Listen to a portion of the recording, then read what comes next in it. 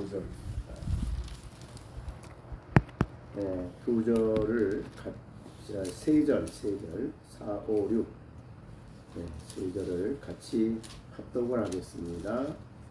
요한은 아시아에 있는 7 교회에 편지하노니 이제도 계시고 전에도 계셨고 장차 오실 이와 그의 보좌 앞에 있는 7 영과 또 충성된 증인으로 죽은 자들 가운데서 먼저 나시고 땅의 임금들에게 머리가 되신 예수 그리스도로 말미암아 은혜와 평강이 너희에게 있기를 원하노라.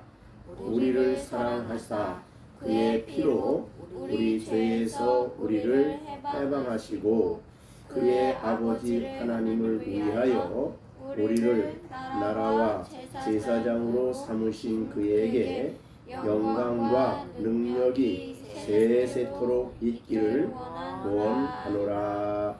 아멘. 지난번에는 1절부터 3절까지 요한계시록의 서론적인 말씀을 우리가 묵상을 했습니다. 오늘 말씀은 4절부터 5절 여기에 은혜와 평강이 너희에게 있기를 원하노라 라는 축복이 4절부터 5절까지 있습니다. 그래서 바울 사도의 축복 이렇게 제목을 정하고 말씀을 전하고자 합니다. 요한 사도 요한의 축복. 사도 요한의 축복입니다. 요한은 아시아에 있는 7 교회에게 편지하면서 가장 먼저 축복을 하고 있다라고 볼 수가 있습니다. 그래서 요한은 아시아에 있는 7 교회에게 편지한다라고 써 있는데, 물론 7 교회는 1차적으로 실제로 이 당시의 아시아, 지금으로 말하면 소아시아고 터키 지역입니다. 거기에 있는 아시아의 7 교회에 이 편지를 쓰고 있습니다. 7 교회의 이름은 제11절에 보면 1장 11절에 보면 7 교회가 나옵니다.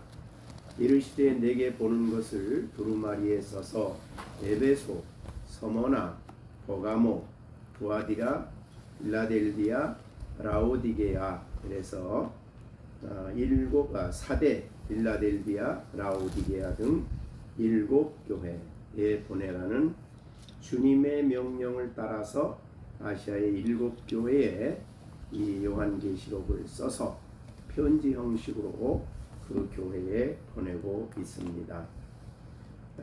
그 당시에는 이 아시아의 7 교회는 큰 박해가 있었습니다. 로마 제국에 의하여 박해가 있었는데, 이때에 이 지역의 박해를 주도했던 황제가 로마 제국의 도미시안 황제입니다. 그는 교회를 무섭게 박해했는데, 그 박해를 받고 있는 아시아의 7 교회입니다. 뿐만 아니라 지금 이 서신을 쓰는 사도 요한도 도미시안 황제에 의하여 반모섬이라는 곳에 유배되어 있는 상황이었습니다. 이 반모섬은 뭐가 유명하냐면 대리석이 나는 것으로 유명합니다. 그래서 죄인들을 반모섬에 유배 보냈다는 것은 그곳에 가서 대리석을 캐서 로마 제국에 보내므로 각 곳에서 건물을 건축하는 데 사용하는, 그런데 반모섬에서 노예로서 일하고 있었던 바로 사도 요한입니다. 이때 나이가 거의 90이 가까이 된 요한에게 있어서 정말 어렵고 힘든 그런 유배 생활입니다. 그러나 그런 가운데서 하나님 앞에 늘 기도하고 하나님께 간구하며 나름대로 주일에 하나님 앞에서 예배를 드리는, 그러니까 뭐 많은 사람들이 모여 예배 드리는 그런 곳이 아니고, 어떤 면에서 보면 바울이 혼자 했다고도 볼 수 있고 뭐 두세 사람이 모였다고도 볼 수 있습니다. 그래서 10절에 보면 주의 날에 내가 성령이 감동되어 라고 한 것을 보면 반모섬이 이 계시를 받을 때는 주일입니다.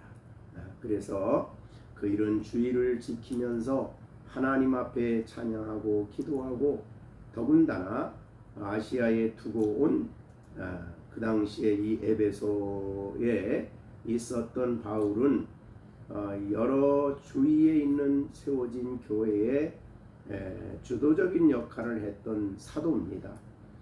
그런 사도가 지금 반모섬에 와서 이렇게 어려움을 당하고 좀 유배되어 있지만, 그러나 그에게 더 큰 근심거리는 에베소와 소아시아에 있는 여러 교회들입니다.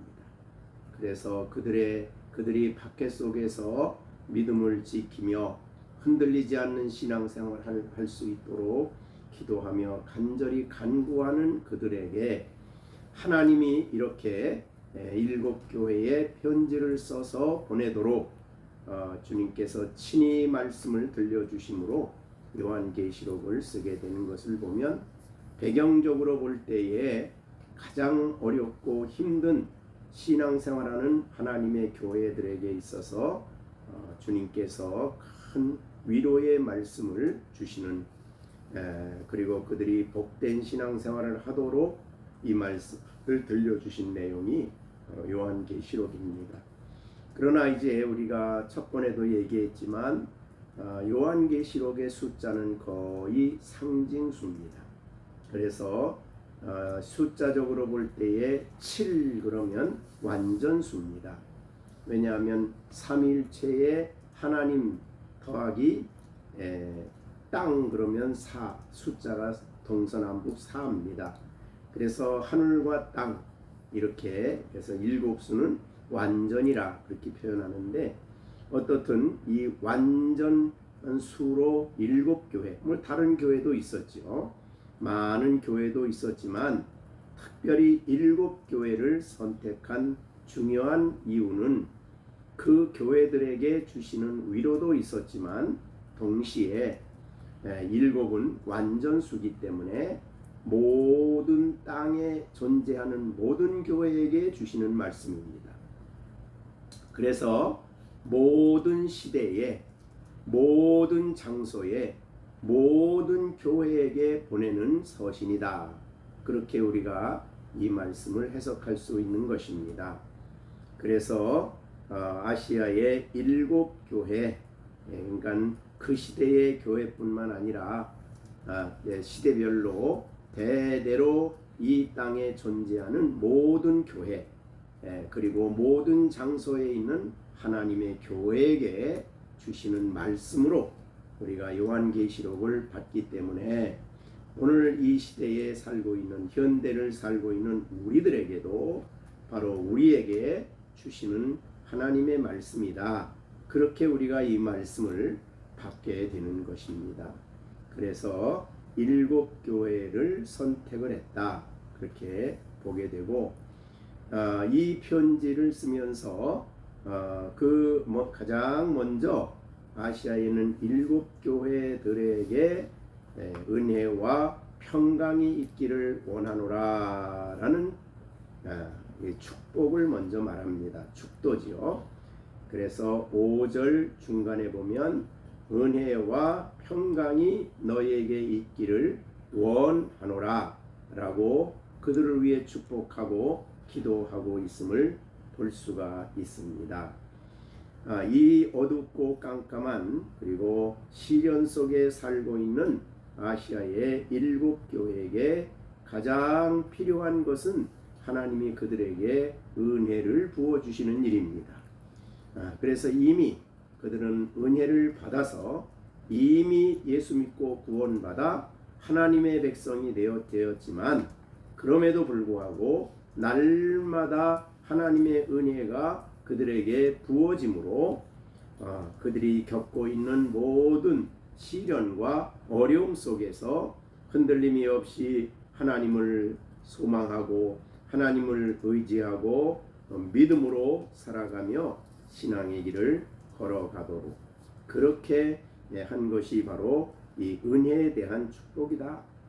그래서 은혜가 있으므로 그들은 더욱 주님을 알아가고 더욱 아름다운 믿음 생활을 하며 신앙인으로서 그 시대에 하나님이 맡겨주신 사명을 감당할 수 있게 된 것이다.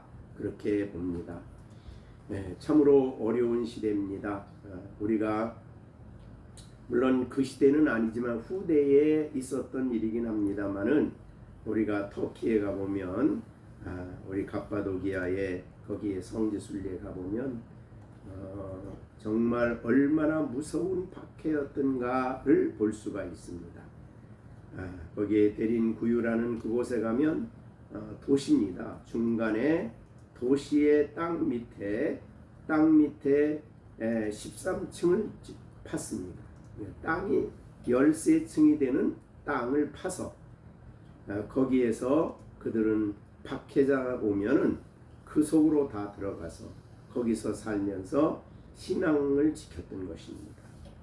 그것이 바로 거기로부터 그 도시에 뿐만 아니고 그 길이 또 다른 도시에까지 그렇게 통해져서 그곳으로 도피할 수 있도록 그렇게 어려운 일을 하게 된 것은 정말 얼마나 박해가 오랫동안 되어졌고 시련이 있었는가를 볼 수 있고, 그 다음에 이제 거기에 갑바도기에 가보면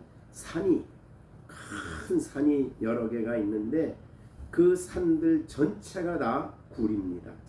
그리고 그 굴 속에 굴을 파고 그 속에 신앙인들이 머물면서 그 굴에 가보면 거기에 신학교도 있고 또 뭐 예배당도 있고 하여튼 모든 생활을 할 수 있는 그런 장소를 만들었습니다.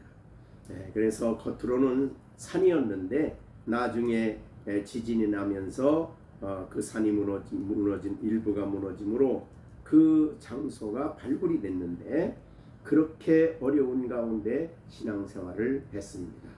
그래서 우리가 믿음 생활하는 것은 우리가 이 땅에서 아무 어려움 없이 그저 잘 살고 평안하게 잘 사는 것이 목적이 아니지요. 우리가 하나님을 섬기며 신앙생활을 하는 우리들에게는 어떤 상황이 온다고 하더라도 흔들림이 없이 그렇게 믿음 생활을 할 수 있고 또 영적으로 성장을 하고 그리고 사명을 감당할 수 있는 이 모든 일이 될 수 있는 것은 바로 하나님의 은혜로운 역사, 은혜가 우리들에게 지속적으로 공급되고 부어질 때에 그 은혜 속에서 감당하며 살아갈 수 있는 것이다. 그렇게 볼 수가 있습니다. 그래서 이 은혜가 우리에게 얼마나 중요한가. 주님은 우리를 구원하시되 은혜 가운데 살게 하셨기 때문에 지속적으로 하나님의 은혜가 끊임없이 우리에게 공급되어야 되는 것입니다.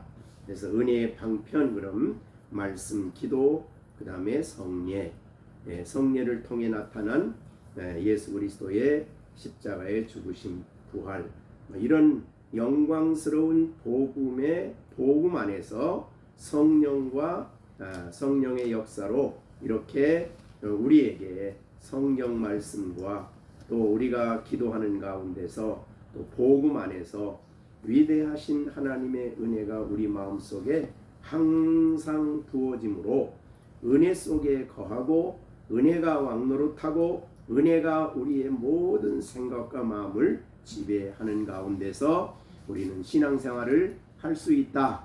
그렇게 볼 수 있습니다.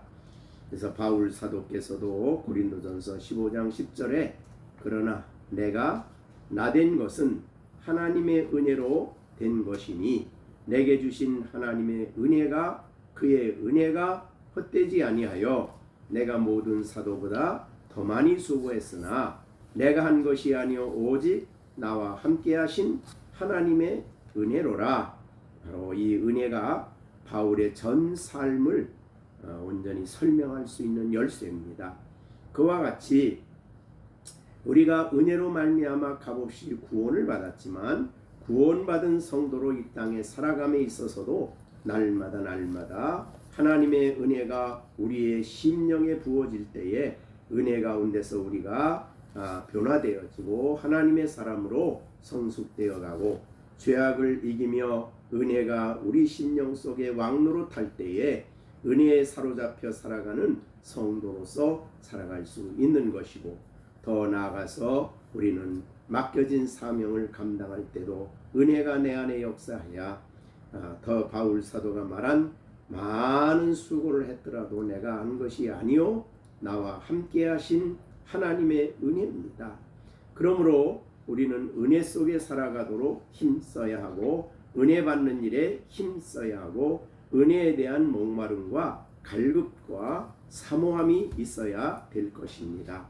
그래서 은혜를 받기 위해서 우리가 힘쓰는 우리가 될 때에 하나님은 우리 안에 놀랍게 은혜를 주시되 정말 영원히 목마르지 않는 샘을 우리에게 주셔서 그 은혜 속에서 끊임없이 신앙생활하는 성도로 살아갈 수가 있는 줄로 압니다.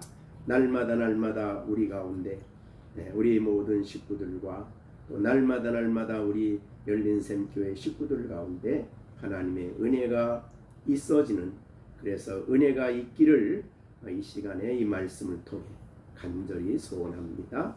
그 다음에 은혜가 임하면 그 다음에 오는 것이 평강입니다.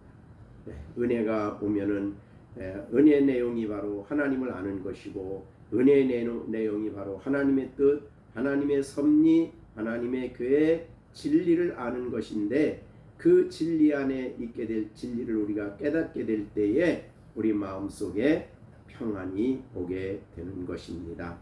예수 안에 있는 하나님의 사랑이 우리에게 부어지고 있다는 걸 알 때에 그 사랑이 우리 마음에 있게 될 때에 풍성한 것을 깨닫게 될 때에 우리 마음속에 놀라운 만족이 생기게 됩니다. 그래서 그 만족 안에서 우리는 정말 복된 삶을 행복한 삶을 살고 또한 그리스도 안에서 베풀어 주시는 모든 우리를 선한 목자로 보살피고 돌보시는 것을 깨달을 때에 우리는 어떠한 상황에도 흔들림이 없이 불안해하지 않고 평강 가운데 살아갈 수가 있는 것입니다.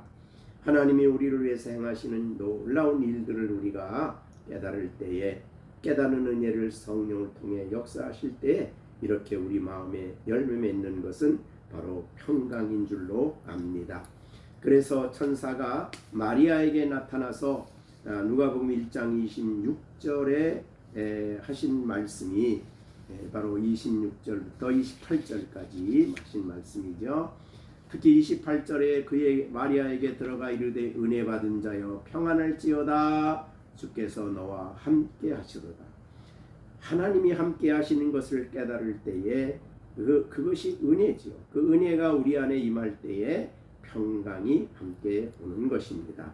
그래서 오늘도 은혜와 평강이 있을지어다 라고 말을 하게 된 것입니다. 그런데 이 은혜와 평강은 다른 데서 오는 것이 아니라 오늘 본문에 보면 삼위일체 하나님의 역사임을 선명하게 말씀하시고 있습니다. 그래서 이제도 계시고 전에도 계시고 장차 오실 이거는 성부 하나님이십니다. 성부 하나님은 영원전부터 계셨고 그리고 주님 이 땅에 정말 이 땅의 모든 것이 맞춰지는 그날 재림하실 때에 우리 주님께서는 모든 것을 아버지께 돌려드리니 우리가 재림하실 때에 예수님만 오시는 것이 아니라 삼위일체가 우리 가운데 임재하셔서 예수님은 모든 것을 아버지께로 다시 돌려드리는 이와 같은 것이 인류의 마지막인 것입니다. 그래서 그 이후로도 영원토록 하나님 아버지는 신이 계시고 역사하시고 또 그분을 통해서 끊임없는 은혜가 우리 그의 백성된 우리에게 공급되는 것입니다. 그래서 이제도 계시고 전에도 계시고 장차 오실 그분은 바로 은혜의 출처가 되고 그분을 통해 우리에게 은혜가 오게 됩니다. 그런데 그분을 통해 은혜가 우리에게 올 때에 여기에 보면 그 다음에 온 것이 그의 보좌 앞에 있는 일곱 영이라 그랬습니다. 보좌는 다스리는 곳이니까 보좌 앞에 있는 일곱 영, 성령이 일곱이 있다는 뜻이 아닙니다. 그래서 일곱은 상징수입니다. 왜냐하면 이미 우리가 아는 대로 성령은 한 분이십니다. 그렇기 때문에 성령이 여럿이란 뜻은 결코 아닙니다. 그래서 우리가 에베소서에서도 이미 배운 대로 성령도 하나시며 성령이 하나이시죠. 그래서 에베소서 4장 4절에 몸이 하나요 성령도 한 분이시니 그렇게 말했습니다. 그런데 왜 그것을 일곱 영이라고 했을까? 아까 말한 대로 일곱은 완전수 혹은 충만수, 그렇기 때문에 성령은 완전하시고 부족함이 없으시고 충만하신 분이십니다. 그래서 성령이 우리에게 부어질 때에 우리는 그의 충만하심을 따라 충만함이 우리에게 임하는 것이죠. 그래서 일곱 영이라 그렇게 말씀하시는 겁니다. 하나님은 이렇게 성령을 사용하셔서 우리들에게 은혜를 받을 수 있도록 성경을 깨닫게 하시고 복음, 증거되는 복음을 깨닫게 하시고 우리 모든 하나님의 진리를 알게 하심으로 성령이 깨닫게 하심으로 은혜로 주신 것들을 깨닫게 하심으로 우리가 은혜가 우리에게 부어지게 하시는 성령이십니다. 그래서 우리가 세상 영을 받지 않고 오직 하나님께로부터 온 영을 받았으니 이는 우리가 하나님께로부터 우리에게 주어진 은사를 깨닫게 알게 하기 위함이라 라고 말하는 것처럼 주님께서는 우리에게 필요한 모든 역사를 정말 예수 그리스도를 통해 베푸신 진리를 깨닫게 하시고 아버지께서 베푸신 모든 은혜를 깨닫게 하시는, 그리고 우리에게 아버지의 뜻을 따라 각양 은사를 부어주시되 부족함이 없는 은사를 한량없이 부어주셔서 각 사람에게 모든 교회에게 은사를 부어주시는 분으로 말씀하고 있습니다.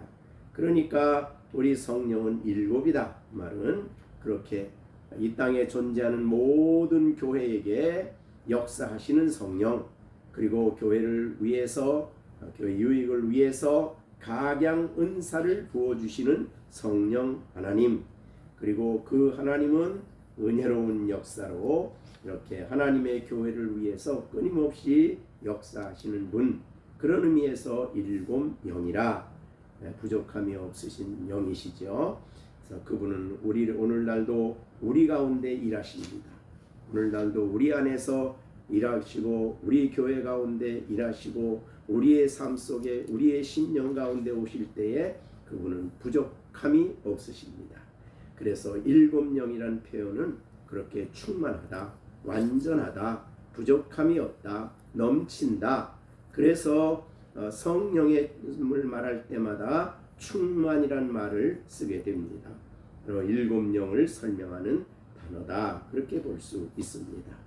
우리들에게도 이 놀라우신 성령의 일곱 영을 통해서 우리 하나님을 아는 지식이나 또한 우리 안에 이 위대한 성령의 능력으로 우리 안에 역사하시고 필요한 은사를 풍성히 부어주시는 역사가 우리 가운데 있게 되기를 간절히 바랍니다. 그 다음에 이 성령이 그 다음에 이제 예수님에 대한 말씀이 5절에 나옵니다. 또 충성된 증인으로 죽은 자들 가운데서 먼저 나시고 땅의 임금들에게 머리가 되신 예수 그리스도로 말미암아. 그러니까 아버지로부터 흐르는 모든 은혜는 성령의 역사하심으로 예수 그리스도를 통해서 우리에게 한량없이 부어주시는 것이 은혜와 평강입니다. 그래서 오늘 본문에 그리스도로 예수 그리스도로 말미암아라는 말씀을 했습니다. 결국 우리에게 은혜와 긍휼을 평강을 누릴 수 있는 것은 삼위일체 하나님의 역사로 되어진다. 그렇게 볼 수 있습니다. 그분을 충성된 증인이라고 하시는 것은 예수님은 진리이시며 진리 자신이시며 또한 진리를 나타내시며 말씀하시고 진리를 알리워 주십니다. 그리함으로 우리로 하여금 그 증인이신 예수님이 말씀해 주신 모든 진리를 우리가 확실히 믿는, 그래서 충성된 증인이라고 표현했습니다. 아버지의 뜻을 온전히 전해주시는 그 하나님, 아버지의 말씀을 온전히 증거하시는, 그리고 그 하나님 안에 있는 진리를 우리에게 증거해 주심으로 우리는 주님의 말씀을 그대로 믿습니다. 왜냐하면 오늘 본문에 있는 대로 충성된 증인이기 때문에 그렇습니다. 뿐만 아니라 먼저 이 죽은 자 가운데 먼저 나셨다. 그 말은 죽은 자 가운데 가장 먼저 부활하셨다. 부활의 첫 열매 되신다. 그래서 예수님은 부활의 첫 분이십니다. 죽은 자 가운데서 부활하신 첫 번째 되시는 분, 그것이 오늘 본문의 죽은 자들 가운데서 먼저 나셨다, 부활하셨다, 그런 뜻이죠. 그래서 예수님의 부활과 같은 부활에 우리가 첫 열매가 그리스도이기 때문에 그리스도와 같은 모습으로 우리가 다시 부활의 영광에 참여할 것을 보여주신 것입니다. 그래서 죽은 자 가운데 먼저 나시고, 그리고 부활하셔서 하늘의 우편에 앉으셔서 임금들의 머리가 되신 예수, 그러니까 온 땅에 존재하는 모든 것들을 다스리고 통치하시는 만왕의 왕이십니다. 만주의 주가 되신다.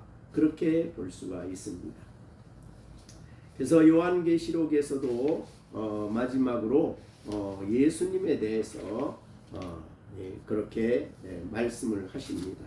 예수님은 친히 만왕의 왕이시요 만주의 주가 되십니다. 요한계시록 19장 16절에 보면 그 옷과 그 다리에 이름을 쓴 것이 있으니 만왕의 왕이요 만주의 주라. 이것이 바로 오늘 그리스도는 교회 안에서만 머리가 아니라 친히 온 세상, 그래서 땅에 존재하는 모든 임금들에게 머리다. 그 말은 일반은 종영역 속에서 모든 세상을 주관하시고 다스리시되 모든 통치자들의 마음속에 역사하시고 주관하셔서 아버지의 뜻이 이루어지도록 역사하시는 그러한 예수님이십니다. 예수 그리스도로 말미암아 그런 예수님이 이 땅에 존재하는 교회의 머리도 되셔서 그리스도를 통해서 중보자 되시는 예수를 통해서 하나님의 그 무한하신 은혜와 평강이 우리들에게 공급되는 것입니다. 예수님은 우리에게 한없이 신 은혜를 주시고 끊임없이 은혜를 공급하시는 샘과 같습니다. 그래서 이 요한복음 14장 4절에서 말씀하신 대로 정말 예수님은 내가 주는 물을 마시는 자는 영원히 목마르지 아니하며 내가 주는 물은 영생하도록 솟아나는 샘물이 된다. 그리스도를 통해서 우리들에게 그렇게 은혜를 풍성히 공급해 주시는 영광의 주님이다. 그렇게 말씀하고 있는 것입니다. 날마다 우리는 그리스도 우리 교회의 머리 되시는 그리스도 예수 그리스도로 말미암아 우리에게 우리가 은혜를 받고 또 내가 주는 평강은 세상이 주는 것과 다르다 하시면서 주님이 주신 참된 평안이 우리에게 있을 것을 말씀하십니다. 어떻든 우리에게 부어주시는 이 신비로운 하나님의 은혜와 평강은 하나님 성부, 하나님 성령, 하나님 성자 하나님을 통해서 우리들에게 공급되어 우리가 이 땅에서 믿음 생활하고 그래서 우리의 신앙이 성장하고 우리가 하나님의 자녀로 이 땅에 거룩한 백성으로 성숙되어 가고 영원한 영생에 이르도록 끊임없이 우리 가운데 역사하시되 세상의 모든 역사를 주관하시며 하나님의 교회를 위하여 일하시는 영광의 주님, 그 주님이 오늘 이 땅에 살아가는 교회를 위해서 역사하실 것입니다. 당시에 도미시안 황제가 교회를 박해하고 있었지만 여전히 하나님은 그의 주관자가 되시며 주님은 그를 주관하고 계십니다. 그러나 그 모든 박해 속에서도 하나님은 교회에 은혜와 평강을 주셔서 그리스도를 통해 베풀어 주신 은혜와 평강이 하나님의 교회에 항상 충만하도록 역사하심으로 역경을 이기고 시련 속에서 오히려 더욱 굳어지고 더욱 믿음을 붙잡고 신앙의 길을 걸어가는 줄로 압니다. 이제 우리가 이 땅에 살아가는 우리들에게도 날마다 성부 하나님과 성령 하나님, 성자 하나님을 통해서 끊임없이 은혜와 평강이 우리들 가운데 넘치기를 우리가 이 말씀을 통해서 축복합니다.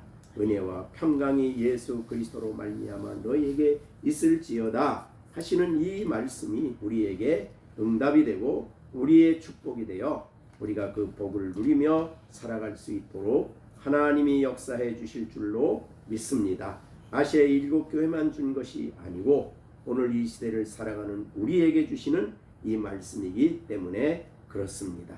우리를 아시는 주님, 우리 교회의 머리, 우리들의 머리가 되시는 주님, 우리의 모든 형편과 처지를 통해서 하나님 영광 받으시도록 우리 가운데 은혜와 평강이 충만하게 되는 역사가 있기를 간절히 소원합니다.